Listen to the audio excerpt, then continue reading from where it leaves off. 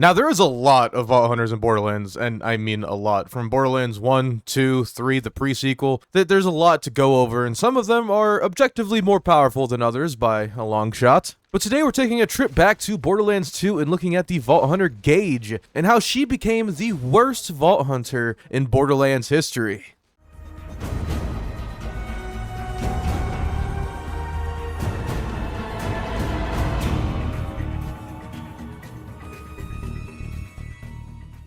So for the people that don't know how Gaige works, the TLDR breakdown is Gaige has this thing called Anarchy. If you kill an enemy, you get Anarchy. If you shoot an enemy and let your gun reload on its own, you get Anarchy. Now this Anarchy mechanic, as you get more stacks, you will gain increased gun damage, which is obviously really good, at the expense of you can't hit a broadside of a barn. Your accuracy will be severely diminished to the point where 92% of this game's arsenal are completely unusable on this character, but you may ask, that sounds pretty dang fun, so where do the flaws lie? Well, with Anarchy, it's not necessarily too bad of a thing. Having a crap ton of gun damage is very beneficial for plenty of weapons. The only issue being is the accuracy, because a lot of damage-dependent weapons in Borderlands 2 either have very weird spraying patterns, projectile patterns, or just downright don't have projectiles, meaning you can't hit anything to begin with. Now, the Anarchy stacking mechanic wouldn't be that much of a hassle until you realize that you could cap out on Anarchy in the 600s. So there's a lot of reloading and shooting and killing to be had, and the unfortunate thing is this game is built around save quitting. So if you want to farm a weapon, if you want to farm a certain boss, you have to save quit every time, and you lose your Anarchy stacks. If you die, you lose your Anarchy stacks. So there's various ways where all your hard-earned effort into snowballing Gaige is completely for nothing, because fundamentally on the level of Borderlands 2, the game is literally a save quit simulator, and that is the complete opposite of what Gaige needs to do in order to be at her full potential, where otherwise other characters are at their full potential for simply clicking their action skill button. But it honestly feels like Gaige is locked into the Anarchy playstyle because there's truly no other viable build option. You know how every other character can kind of do different builds? Axon can kind of be immortal, or Axon could just use his turrets. Krieg could be all fire, or Krieg could be all melee. Well, Gaige, you could shock things at a 30% increased damage benefit.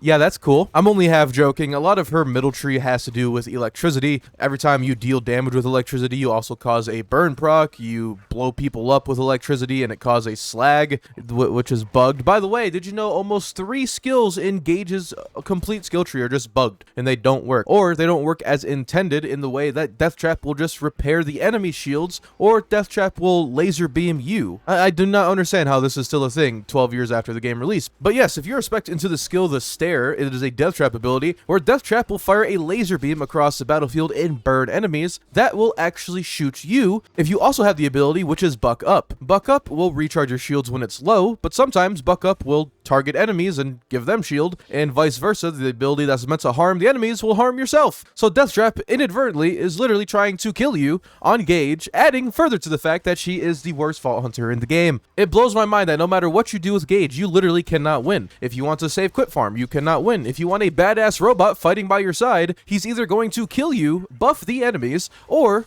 better yet, he's just going to die, because anything above level 80 and into the OP levels, he will get one shot by probably the wind, and the only way to remedy this is by getting the far left capstone, Best Friends Forever, where he will share a copy of your exact shield. Now, you may seem like, hey, this is the #1 fixer-upper. If you have a OP10 shield on the OP10 Deathtrap, it should work, right? Sure, until you realize that no good shield for Deathtrap literally exists, because if you put on a melee damage Roid shield, he will die in one tap once the shield breaks, and you get no benefit. Or if you put on a turtle shield, you have to summon him with the turtle shield, go back into your inventory, swap to your shield, and you have to do that every single damn time. So good luck playing co-op with your friends, because every time you summon Deathtrap and then swap to another shield, you're going to die when you're in your inventory. And I wish I could say Deathtrap is truly a redeeming factor, and he honestly is up until maybe level 62. After that, he kind of just turns into a bullet sponge that doesn't do much on the battlefield, unless you really inadvertently try your best to build him to the max potential. And even even then, he's still probably worse than Axon's turrets. Oh yeah, and I forgot to mention, if you want a viable form of slag on Gaige, her only way of slagging without swapping weapons or using slag grenades is through the skill in the middle tree by the name of Interspersed Outburst, where she will charge up a slag explosion and hit an enemy. But did I also mention this crashes your game? So if you want to use Gaige in any capacity, you cannot use her only slag ability in existence unless you download a very special patch for Borderlands 2 on the PC version, and even then, it doesn't always fix your problem. But Termex, it can't get too much worse, right? Well, if you look over into every single one of her capstones, we already went over into the Best Friends Forever tree, where she gets a copy of her Shield 2 Deathtrap, but what about the Little Big Trouble tree? Make it sparkle. Shooting Deathtrap with an elemental weapon charges him with that exact element, causing his melee attacks to deal additional damage correspondent to that element. And this is where these 6.5 Gaige mains are just cheering their asses off, saying, we have a viable form of slag. I could switch to my grog nozzle and shoot Deathtrap, and he will slag the entire battlefield. And then you realize he's just using his laser beams the whole time and not meleeing whatsoever, and he gets one tapped. But I'm sure if we go into the damage dealing tree of Ordered Chaos, the capstone with claws, melee override skill, while you have a stack of Anarchy, your melee damage and 0.6% melee damage is increased per stack of Anarchy. So for example, if you had 100 stacks of Anarchy, I mean if you take 0.6 and times it by 100 stacks of Anarchy, your melee damage gets a whopping 60% bonus damage, because Gaige is a melee character. Honestly, the person who designed Gaige's skill tree needs to be sent straight to the Borderlands movie, and they need to be a part of Crom's Canyon and just sent there for eternity, because I do not understand how you make a character that has so much potential to be a snowballing character, and all of her capstones are the definition of mid. The definition of this should not be a capstone, more or less a mid-tier skill, and they barely affect gameplay at all. I would say maybe Deathtrap with the Best Friends Forever tree getting a shield can make some fun and cool interactions, but a stronger melee and a colorful Deathtrap are the other two capstones. You heard me right, capstones. And my biggest issue with this is if you look into every other Vault Hunter, all their capstones fundamentally change the way they play. Zero, for example, Critical Ascension in the far left allows for a sniping build. Cunning in the middle tree allows for Deathmark and bonus damage and allows you to deal more damage regardless of what you're doing. The Bloodshed tree allows you to stay in Deception for literally ever if your melee build suits it. Every other character has a form of different builds, but Gaige is hyper locked to two specific things, that being Anarchy or Anarchy with Deathtrap. That's really it. Because unfortunately, even though she does have a crap ton of gun damage coming from her Anarchy tree, if you go into anything other than that, she has no weapon swap speed, which arguably is needed on her, given her lack of slag, or you're locked into using a slag grenade anyway. And did I mention that Gaige also doesn't have any ability that allows her to deal increased critical hit damage whatsoever, and it kind of doesn't make sense. The only thing that she could do in terms of other damage that isn't just raw gun damage, she could increase her chance of proccing elemental effects, she can cause an elemental storm on a critical hit, she could cause burn procs, and she could also cause electric cherry procs. If you ever play Call of Duty Zombies, electric cherry, you reload, there's shocky shocks everywhere. She could do that. So the only true benefit that Gaige gets that isn't her actual damage is by the skill Close Enough. And now the skill Close Enough is kind of vital for her build, because the whole purpose of Anarchy is you can't hit anything. Well, Close Enough gives you that 10% chance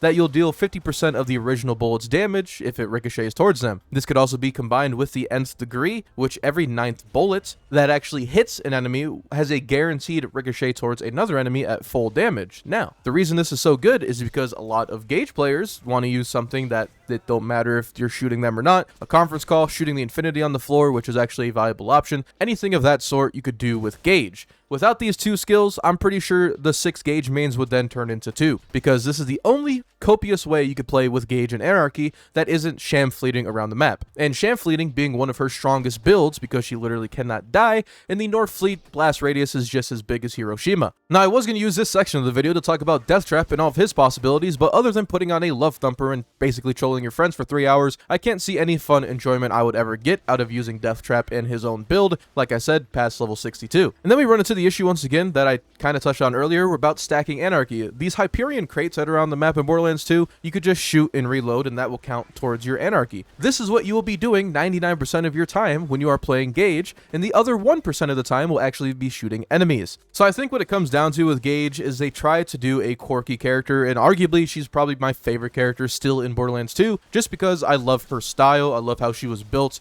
and I know she's the worst Vault Hunter in Borderlands history, but as a character herself, I find her really fun to play. Just the struggle, I guess I'm, well, whatever, a masochist, whatever you call it. I'm not into math. If I was a modder, I would probably do a lot of things to make Gaige more playable, especially in the middle tree. I would just increase elemental damage outright. I would make shock damage, status effects able to crit, so your status effect damage can crit, and then I would probably give her some form of crit. She needs weapon swap speed. That middle tree skill needs to be fixed so she has a viable form of slag that doesn't require a utility slot. So many things wrong with Gaige, but still, because when Deathtrap came out on October 9th, 2012, you bet your ass I was the first person that bought that DLC on the Xbox 360 store, because it's a freaking big robot. Well, I didn't expect anything bad to come out of it, and at the time, OP levels weren't exactly a thing. All in all, Gaige may be one of the worst designed characters in all of Borderlands history. Very annoying to play, very boring to play, but man, when she has max Anarchy, I won't lie, she could deal some serious damage without glitching. I'm not going to count glitching. I know every other character can glitch and do more damage. All right, this is, I get it. But on a vanilla, normal standpoint, Gaige is one of the highest damage dealing Vault Hunters, but you're never going to see it in actual practice.